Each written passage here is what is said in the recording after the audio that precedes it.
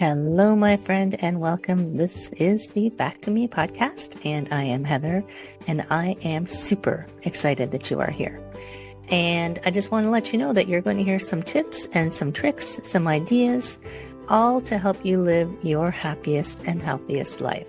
It is called Back to Me because when you are taking care of yourself, then you can take better care of others. And my goal is to make the world a better place. This is Wellness Your Way. I am really happy that you're here. Your true self is waiting. So it is time to step up and thrive. Hello, my friends. Welcome. It is a lovely time of year. The days are getting longer. And, well, when this airs, they're going to be getting longer. I'm future projecting to some fabulousness in the future. And today I am talking with Arlene Cohen Miller, and we're going to talk about the inner critic, which we all have. And I'm pretty excited actually about this topic. But Arlene, before we go there, you probably know this, I love to find out what put you on this trajectory, because I know you were a lawyer and you've now come into this place of like coaching people out of their inner critic. So what took you down this road? She froze.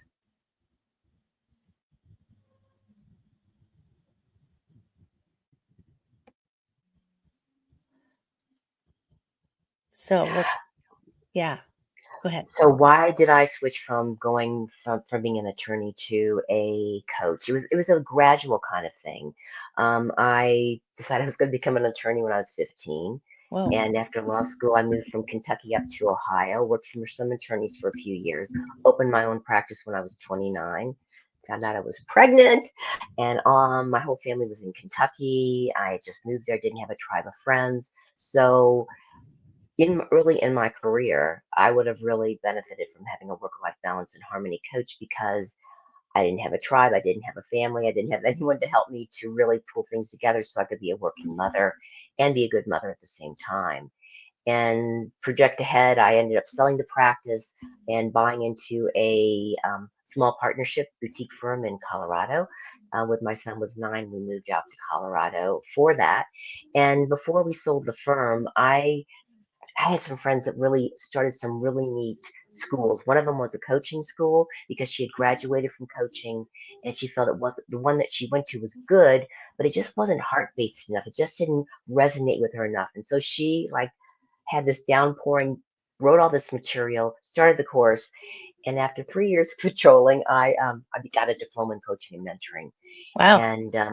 And also I got a diploma in transformational holistic counseling. I had another friend, the same thing happened, but in the counseling field.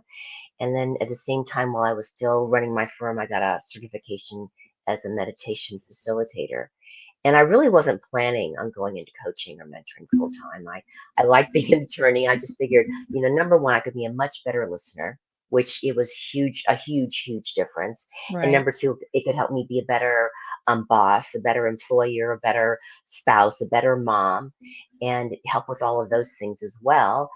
And then I just really got to a point that I was done being an attorney. It's just a very stressful profession. It's not like you can go anywhere and leave it, especially if you're an entrepreneur and you have your own business.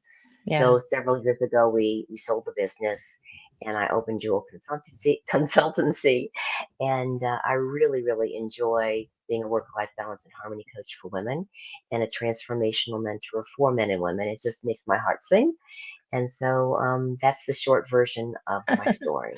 And it's true. Like I find that when I talk to coaches, especially, the reason they went into it was there was a time in their life where they could have really used some help. And they realized, wow, I've gone through that. I've survived it, basically. And it would have been way easier if I had somebody to talk to. So I can be that for some people, right? Which is, Yeah. and yeah, all of those things, like the meditation, the coaching, all of it, I think it really helps people connect and communicate with others, even if you don't become a coach. Communicate Yeah. is the source of so much conflict and disagreement and misunderstanding, if you could like have that, press that pause and put on the listening hat, then you could avoid so many things, right? Although Yeah. that's not what we're going to talk about. I know we're going to talk about the inner voice. Like, do you press pause and listen to your inner voice? Oh, I hear you. Yes, I can hear you telling me that I'm not doing a good job. Yes, I hear you. Then what do? So you talk about converting your critic to a coach. And what is that about?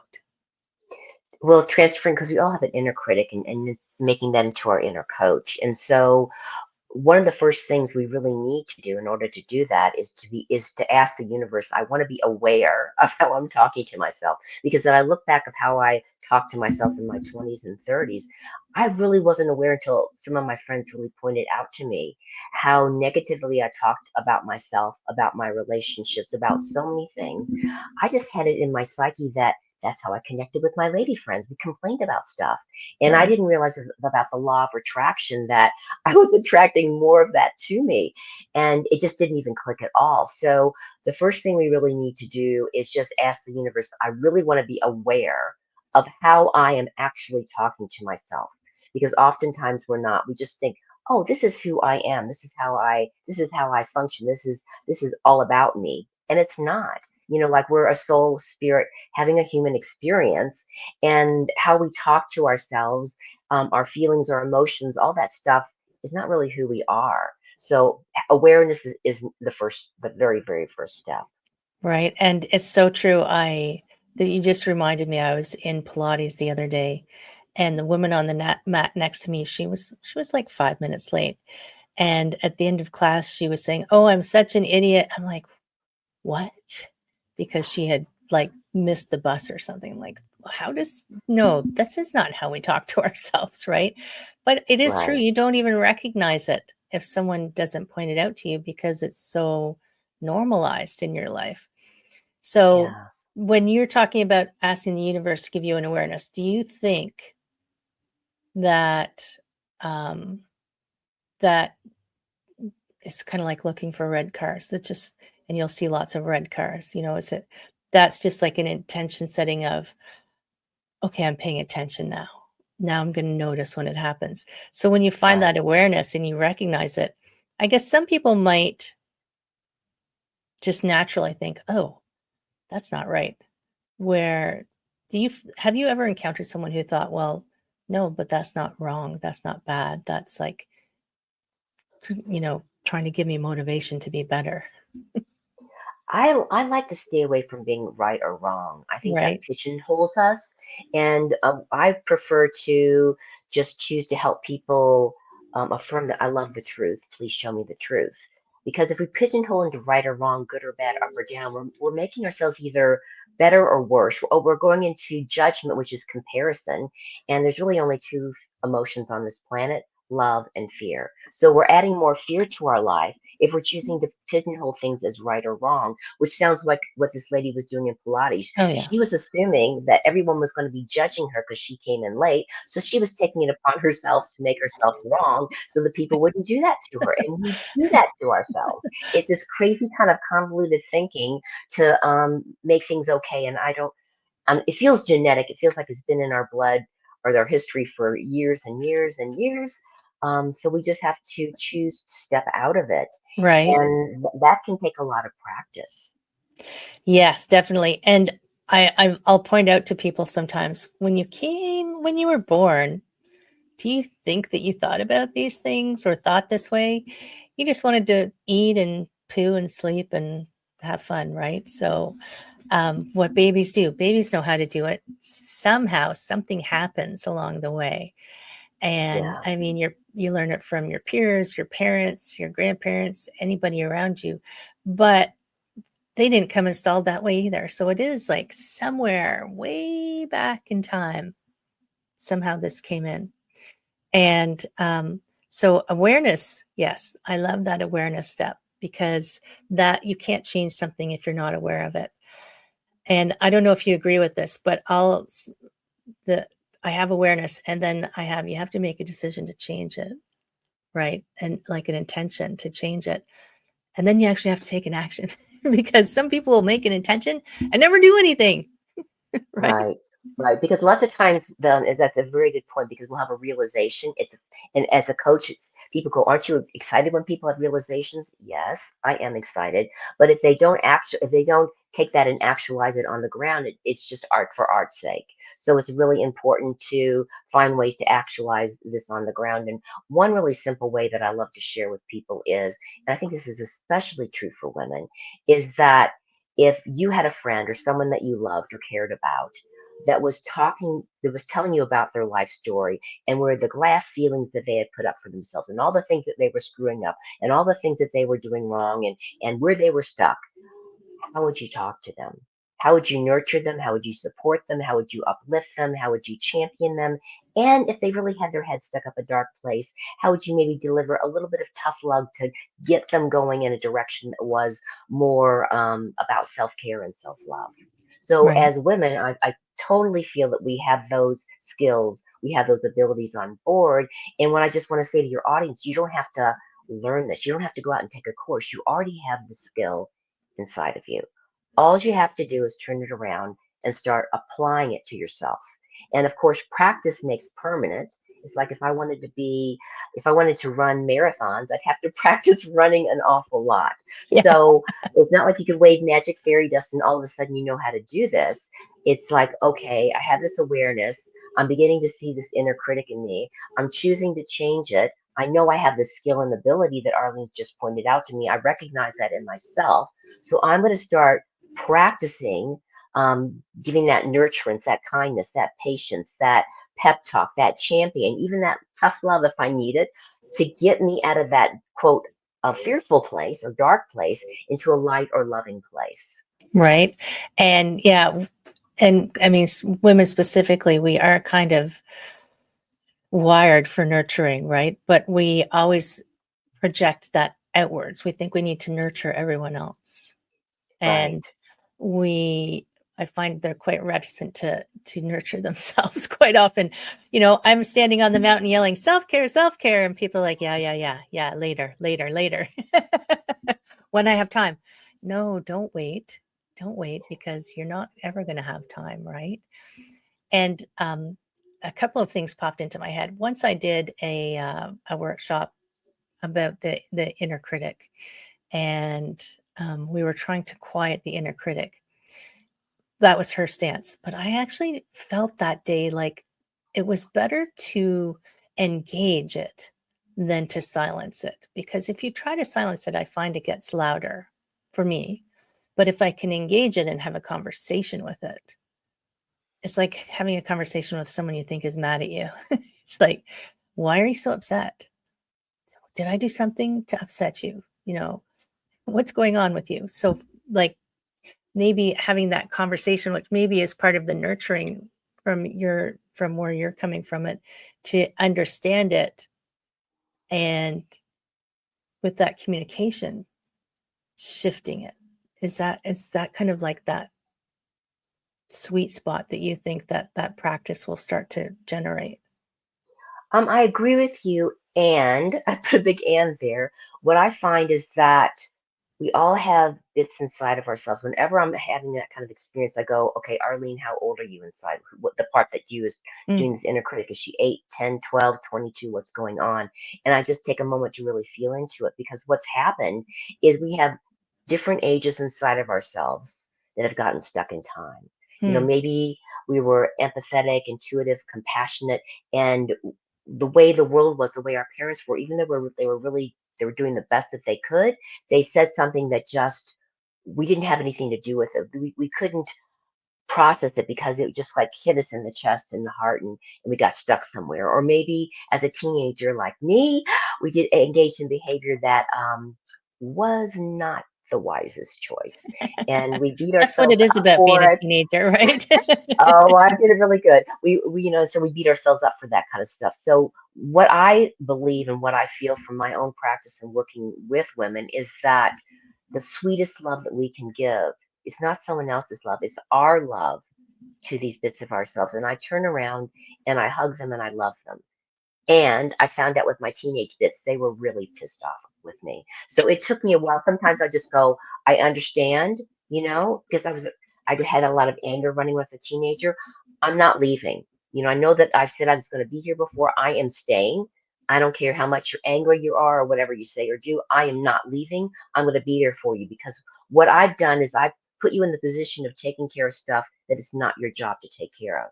And I'm the adult, I'm the soul, I'm the spirit. It's my job. So you can rest, and I will be here to love and care for you and guide you whenever you're ready. And eventually, we're just bringing those bits of ourselves back into our hearts where they can rest. And that we're the soul and spirit, we're taking over that kind of bit of our lives because we put the kids in the driver's seat, and that's not where they belong. They don't have the ability to handle that. And so much of, I think, the patterns that we fall into happen at those ages. The little kid who just was, their parents or whoever was having a bad day, or their caregiver, and then high school. Like, and I don't like to give it the word trauma, because I find, I'm going to own it, I find that word overused. But there is impact. There's always impact, and you can choose to just bury it and let it like explode every now and then, like a little Yosemite volcano or something, or you can dig it up and bring it home and like you said, like, welcome it in. Yes, you are part of me, and give that part of you that time to, in the state you're in now, the chance to understand and process what happened, right? Yeah, but first of all, they need our love because they Yeah. feel rejected, abandoned, and betrayed by us. We left them there to their own devices, maybe on purpose, maybe just because. And when we realize that we've done that, our love is the healing love. No one else's love can do that. Then we start to heal inside. And it really answers the question that, you were talking about, with clients saying, I don't have time, I'll get to it one day, and they push it off.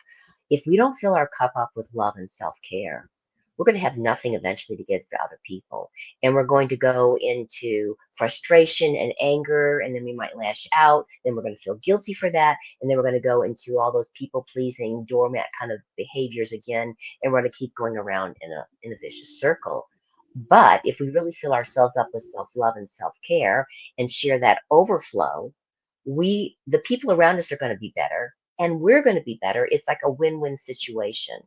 Right. And I remember I talked to I think she was a psychotherapist. This was probably a year or so ago, who was talking about women, especially, are always looking for the love that they need, but they're looking for it from their partner or outside of them. And that you were never going to be happy because that person can't know, like you said, no one can love you like yourself, can't know exactly what you need. Only you know that. And being comfortable with giving yourself that. I mean, a lot of people can't even look themselves in the eye and in the mirror and say, I love you, right? It's so interesting that that's what you need the most. And that's the hardest thing to do for some Yeah. people. Yeah, it just takes practice. We have to acknowledge to ourselves that maybe our parents didn't know how to do that. Maybe the groups that we were a part of growing up, religious groups or whatever other groups, didn't know how to do that for themselves. And we're going to be a way shower, and it's going to feel uncomfortable, and it's going to feel like we're in an imposter syndrome. But sometimes that's the only way through if we want to really fill ourselves up with love. And one way to have a relationship just fall apart is to look for everything that you need from the other person. Oh, That's, yeah. how would you like if someone did that to you? It would feel horrible. But if we come to them with a full cup and have a partner with a full cup, that can be a very, very different kind of relationship. And of course, that takes practice, practice, practice on the part of both people. Well, it's interesting that you say that, because I think there are people, and a little bit of martyr syndrome. They find their purpose by having someone need everything from them. And that does just deplete and deplete you, but you somehow feel like, I'm doing this for the greater good. Well, not really, if you're going to burn out, right? If you want it to continue, like, I like the overflow visual. I had that from Sam from the Safe Heart Connections. You fill your cup not so that you can give from your cup, but so that it overflows. And it's the overflow that you share with others, which I think is such a good visual for people to understand that you never have to be empty. Right? Yeah. It's like very important. And these, in North America, especially, I find that we celebrate be how stressed you are, how depleted you are, how much you're giving of yourself more than taking. But how do we shift that? Well, I think it's beginning to shift because, I mean, like when my mother grew up, her parents were poor, and she had made it by being a stay-at-home mom. She still took a lot. She took responsibility for, like, running the bank book and stuff like that. My father was an entrepreneur, but she had a choice. And now families really don't seem to have that choice, most people, and that seems to be really, really debilitating on people. And I forgot what your question was as I was responding to Talking that. about trying to shift, but it's interesting you say that I feel like people think they don't have a choice these Right. days on how they choose because they feel that pressure of we have to both work, we have to be super parents, we have to make sure they go to hockey and ballet and horseback riding and whatever it is that they do, rugby and soccer. And we have to be there for every event, but we have to be to every meeting and we have to be executives and we have to make lots of money and we have to live in the big house. But those are still all choices. That is true, and I'm going to add another and. When I was growing up, my mom said, "Go outside and play," and there are tons of kids in the neighborhood. We didn't have electronic stuff back then. We went outside and play. None of my grandkids do that. The kids do not go outside and play nowadays. They'll have activities that they meet their friends at. One of my oldest granddaughter is totally into dance and has a whole group of friends there. Because she does 3 dance classes a week, and I just saw her performance yesterday, and it's wonderful. But she never, ever, ever goes out and plays because there are no kids out there doing that. And so that backup that parents used to have doesn't seem to be there. Maybe if we're living a different part in the country or whatever, that those kind of things could come up. I don't know, but it is a different world when it comes to all of that. In my experience, no matter where people live, the stranger danger has become quite prevalent and your kids don't go outside and play anymore. Even I remember when my nephew was young, because they were living in a small village, he didn't go outside and play. And it's like everything has to be, I feel like everything has to be scheduled and orchestrated. And you're right, the electronics, oh my goodness, don't get me started. But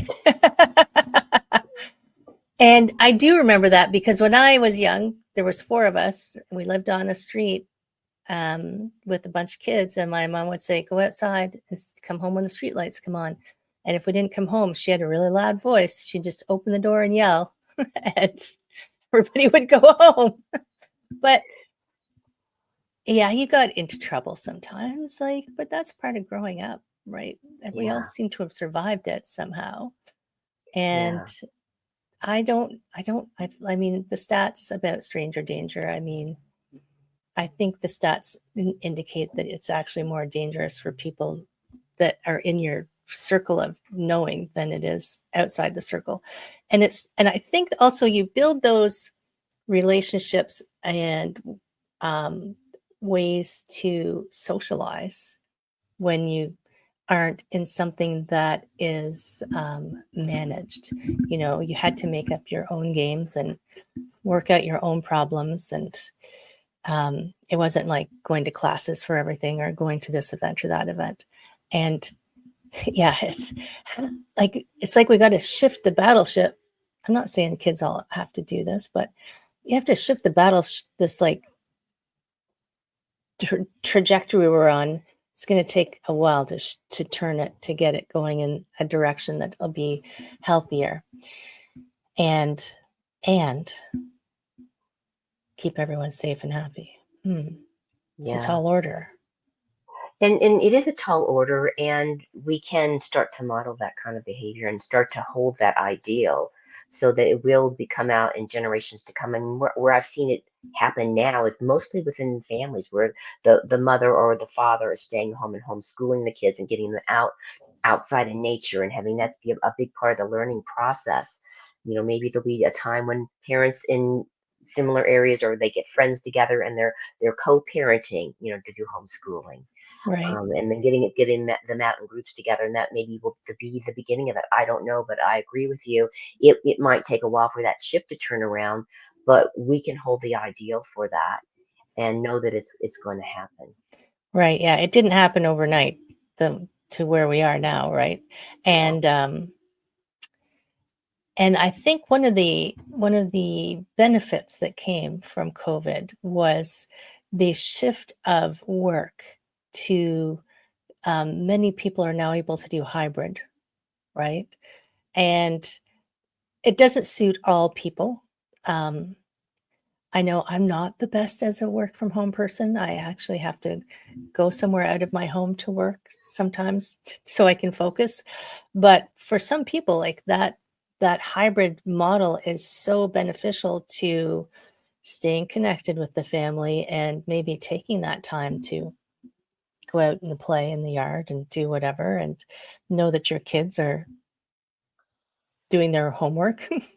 Maybe I wasn't very good at doing my homework when I was a teenager, but somehow I made it.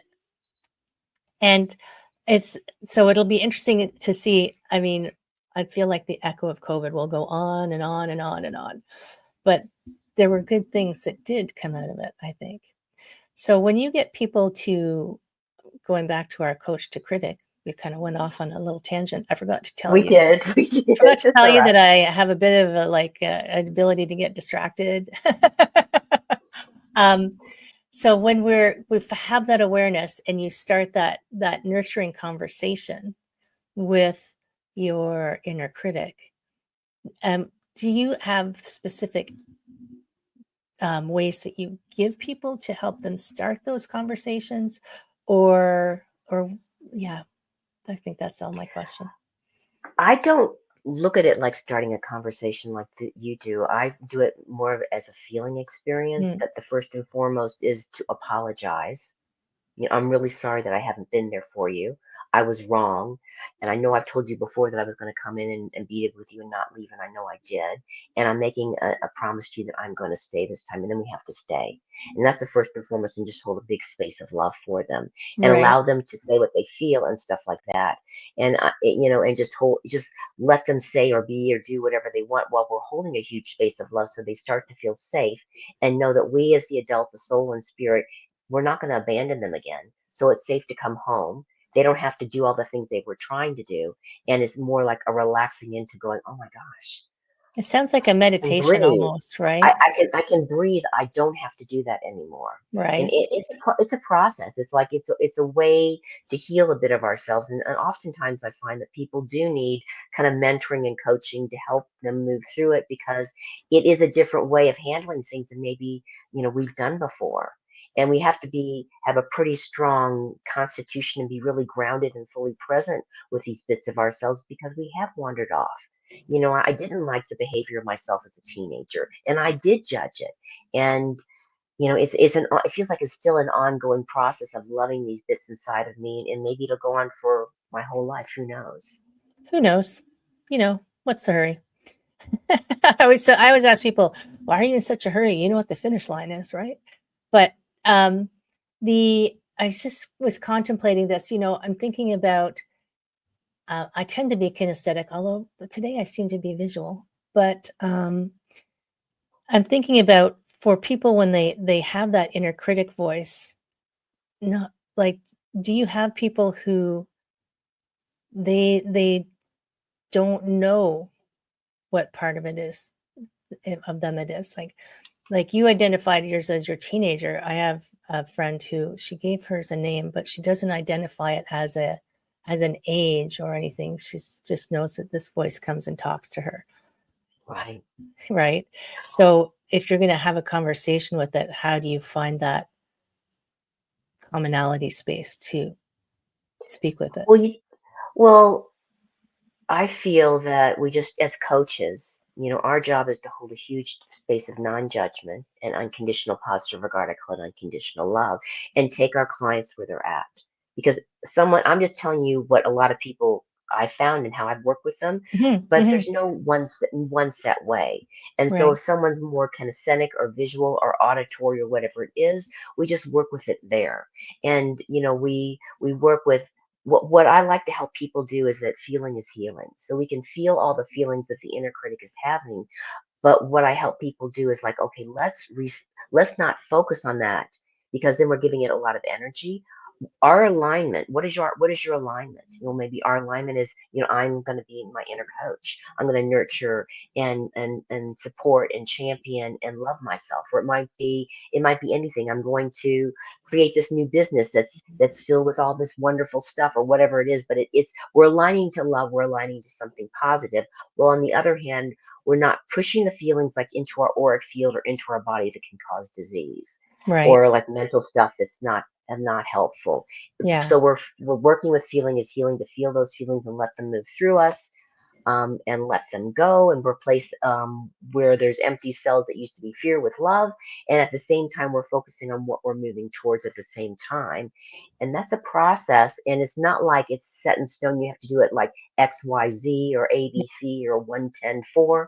It's just really being fully present with someone and walking alongside of them and letting them help to lead the way. They're leading the way as a client, and I'm just there asking the questions and reflecting back and sharing some inspiration that they can either take on or not, or Right. some intuition. Yeah, you're reminding me of when I took my first coaching certification, and someone in the room was like, "I need to know the step by step," and all I could think was, "Well, you can do step one, and then it's all bets are off because you have to. It's driven by the client." And I have had clients ask me, "What is your process?" Well, that's a hard thing to describe on an individual basis, right? Because everyone is different, and everyone is going to bring their own experience and their own stuff to the conversation, and they'll find it in their own time, whatever it is they need, because you can't rush it. Beautiful, amazing. I think that's an awesome way to approach the inner critic, because we've all got them, you know, they came along with us. If you don't have one, message me and let me know. Anybody listening. And Arlene, where can they find you? Well, if you Google Arlene Cohen Miller, my full name, you can find me anywhere on the web. I don't know anyone else that has that name. There's a lot of Arlene Millers, I was telling you, but no Arlene Cohen Miller. My website is Jewel, Jewel, like the diamond, consultancy.com, and you can find me there as well. I do have a blog that's about anything you could want to have help with, and I also have a bunch of videos on my website about your calm assurance, being more calm, and leadership skills that can help you as well. Amazing. And we will put all that in the show notes, so no worries. We will make sure that all those connections are there and everyone can find them. And Arlene, I love to give my guest the final words of wisdom. So, is there something that you would like to share? Yes. I always ponder that because I get asked that a lot as a guest. I guess what I'm going to share with your audience is that there's a beautiful trinity called kindness, patience, and tolerance. I view it like a triangle, and that's a beautiful thing to practice for ourselves and with others. Just to be kind and patient and tolerant with ourselves. Kindness is a really beautiful vibration of love, and patience, if we're impatient, it pushes away from us what we want to create. But if we choose to be patient, it's like we have that time to make that change. We have that time to turn that ship around and just to be tolerant of ourselves and others. We're not perfect. We are all works in progress. And so play with that trinity and see how that goes for you. Amazing. I actually wrote that down. Kindness, patience, and tolerance. Amazing. Thank you. Thank you so much, Arlene, for joining me and sharing this awesome conversation. Thank you. Thank you. And friends in podcast land, if you know someone, if you hear someone speaking to themselves in a way that it's not supportive, and you don't feel like you're in a position to let them know that directly, maybe just send them the podcast. How smart would that be? Hell yes, it would be amazing. Friends, I will see you next time. Take care. Hello, my friend. I hope you enjoyed that episode. And if you found it useful and you're like me and you want to help others, please share this, comment, like, subscribe, all of those things that will help this podcast to be found by more people. And if you found it useful, there's a chance that someone else will find it useful as well. If you ever have any questions, I am here to answer your questions. I would love to help you. My direct email address is info@heatherstewart.coach. You can also find me at heatherstewart.coach. And if you go over to my website, you will find copies of the podcast. You'll find the link to my Instagram and my Facebook. And I do have a personal request because I do want to help as many people as I can with these podcasts. So if you could give me a review, and my friend, I would love if you gave me a good one. If you could share this, if you could send it out into the world, I would truly appreciate it. I hope that you have an amazing day. I hope that you are finding your way back to wellness by getting back to me. Take care, my friend. Be well, and we will see you again next time.